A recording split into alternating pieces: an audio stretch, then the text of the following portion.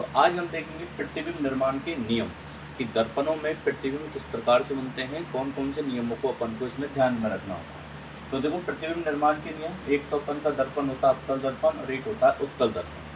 देखो क्या नियम अपन को याद रखने हैं। सबसे पहले अवतल दर्पण में प्रतिबिंब निर्माण, देखो क्या क्या चीजें अपन को इसमें याद रखनी है। देखो कौन कौन सी बातें इसमें याद रखनी है। सबसे पहले मैं बात करूं, देखो ये तो अपन का क्या हो गया, दर्पण।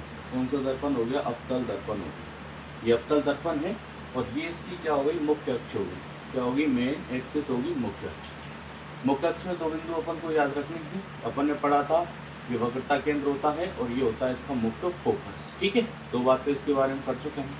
अब अपन को पहला नियम क्या याद रखना है कि अगर कोई प्रकाश की किरण, क्या अगर कोई प्रकाश की किरण मुख्य अक्ष के समांतर आ रही है, अगर कोई प्रकाश की किरण मुख्य अक्ष के समांतर आती है तो टकराने के बाद ही फोकस से गुजरेगी। ये पहला नियम अपन को याद रखना है। पहला नियम क्या है कि अगर कोई प्रकाश की किरण मुख्य अक्ष के समांतर आएगी तो परावर्तन के पश्चात कहाँ से गुजरेगी, फोकस से। ऐसे ही दूसरे नियम में क्या याद रखना अपन को, दूसरे नियम में ये याद रखना है अगर प्रकाश की किरण फोकस पर आपतित है, फोकस से ऊपर के आ रही है, तो परावर्तन के पश्चात मुख्य अक्ष की कैसे हो जाएगी, समांतर हो जाएगी। ठीक है, इसका जस्ट ये उल्टा है कि अगर प्रकाश की किरण समांतर आएगी तो फोकस से गुजरेगी, और अगर कोई प्रकाश की किरण फोकस से आएगी तो परावर्तन के पश्चात मुख्य अक्ष की कैसे गुजरेगी, समांतर।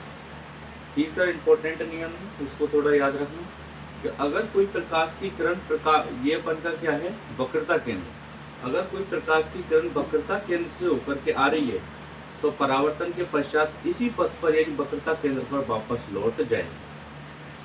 अगर कोई प्रकाश की किरण कहाँ से आ रही है, अपन के वक्रता केंद्र से आ रही है, तो परावर्तन के पश्चात ये वक्रता केंद्र पर ही वापस लौट जाएगी। तीसरा नियम अपन को याद रखना है। इसमें देखो उत्तल दर्पण में अपन बात करें तो वो ये कि अगर कोई प्रकाश की किरण मुख्य अक्ष से जाएगी तो परावर्तन के बाद ये फोकस से होती हुई प्रतीत होगी। कहाँ से गुजरती हुई प्रतीत होगी, फोकस से गुजरती हुई प्रतीत होगी। अगर कोई प्रकाश की किरण मुख्य फोकस पर आपतित है तो परावर्तन के पश्चात मुख्य अक्ष की कैसे चली जाएगी, समांतर। वही तीसरा नियम अपन को इसमें भी याद रखना है कि अगर कोई प्रकाश की किरण वक्रता केंद्र को निर्देशित करती हुई आ रही है, अगर कोई प्रकाश की किरण वक्रता केंद्र को निर्देशित करती हुई आ रही है तो वक्रता केंद्र पर वापस लौट जाएगी। ये अपन को उत्तल दर्पण में याद रखना है, क्योंकि अपन ने जब फोकस पढ़ा था, मुख्य फोकस, तो अपन ने देखा था कि इसमें प्रकाश की किरण कैसे होती है, प्रतीत होती है ना। यानी ये मुख्य फोकस जिस बिंदु पर मिलता है उसे काटती हुई प्रतीत होती है। ये अपन को इसमें याद रखना है। दूसरी अपन का लास्ट नियम है 4 कि अगर कोई प्रकाश की किरण मुख्य अक्ष के तिर्यक यानी तीछी, अगर कोई प्रकाश की किरण मुख्य अक्ष के, मतलब ये कौन सा बिंदु है, ये ध्रुव है, इस पर ध्रुव पर, अगर कोई प्रकाश की किरण ध्रुव पर, इस पर ध्रुव पर मुख्य अक्ष के तिर्यक अगर जितने डिग्री के कोण पर आएगी, परावर्तन के पश्चात मुख्य अक्ष के तिर्यक यानी तीखी उतनी डिग्री पर लौट जाएगी। जैसे अपन उदाहरण के लिए देखें, अगर प्रकाश की किरण ये मुख्य अक्ष पर, माना कि ये अपन जो ध्रुव पर 30 डिग्री के कोण पर आती है तो ये 30 डिग्री के कोण पर ही वापस लौट जाएगी। ये 4 नियम अपन को याद रखेंगे। आई होप कि आपको ये समझ में आ गया होगा। दोबारा समझ लो कि अगर कोई प्रकाश की किरण मुख्य अक्ष के समांतर आएगी तो परावर्तन के बाद फोकस से गुजरेगी, और अगर कोई प्रकाश की किरण फोकस से आएगी तो परावर्तन के पश्चात मुख्य अक्ष की कैसी हो जाएगी, समांतर हो जाएगी। और अगर अपन बात करें इसमें कि अगर कोई प्रकाश की किरण प्रकाशिक बिंदु से अगर कोई प्रकाश की किरण वक्रता केंद्र से आ रही है, कहाँ से आ रही है, वक्रता केंद्र से, तो ये वक्रता केंद्र पर ही वापस लौट जाएगी।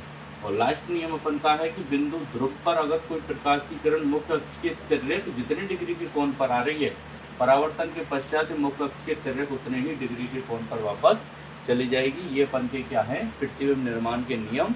जब अपन दर्पण में प्रतिबिंब निर्माण देखेंगे तब अपन को ये क्या करेंगे, हेल्प करेंगे कि किस प्रकार से अपन को उसमें प्रतिबिंब बनाने। ठीक है,